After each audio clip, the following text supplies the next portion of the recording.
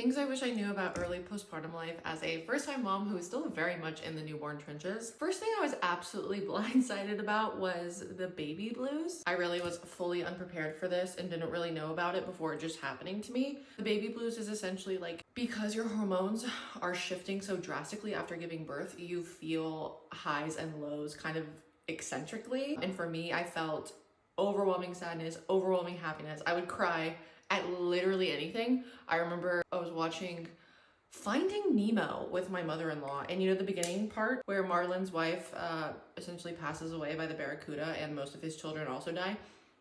That was too much for me. I started sobbing immediately. For me, this was really hard because I just did not feel like myself. Luckily, these feelings did go away pretty much after a week. The other thing I was very much not expecting, which is kind of a good thing actually, was how fast my stomach would change from looking pregnant to looking kind of normal again. And don't get me wrong, I am not anywhere close to my pre-pregnancy weight or anything like that. I'm not talking about weight. I just thought that my stomach would look like I would look pregnant basically until probably like my 6-week checkup. But no, my stomach went down within basically the first week. It was insane. But like I said, that's kind of a nice thing not to expect, you know? The other piece of advice I would give if you're pregnant right now is to stock up on your shows that you want to watch. Our current routine with our baby right now is that we have to go in 4-hour shifts because she's a Velcro baby, very much a contact napper. She won't nap unless she's on us.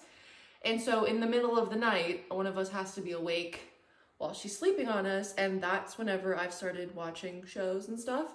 And I really wish that I had stockpiled a list of shows that I really want to watch, something to help me keep excited and awake at 3 a.m.